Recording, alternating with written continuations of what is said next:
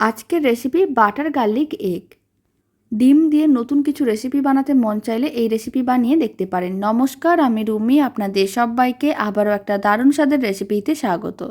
প্রথমে 4টে ডিম নিয়েছি, অল্প একটু লবণ আর গোলমরিচের গুঁড়ো দিয়ে খুব ভালো করে মিশিয়ে নিতে হবে। তারপর একটা ফ্রাইং প্যানের মধ্যে অল্প একটু বাটার দিয়েছিলাম, আর আমি ডিমের মিশ্রণটা দিয়ে দিলাম। তারপর 4টে ডিমকে এইভাবে একটু ভেজে নিতে হবে, মানে ছোটো ছোটো টুকরো করে ভেজে নিয়েছিলাম, তুলে রেখে দিলাম। আবারও অল্প একটু বাটার দিয়ে দিলাম। বাটারটা মেল্ট হয়ে গেছে, এই সময় দিয়ে দিলাম রসুন বাটা।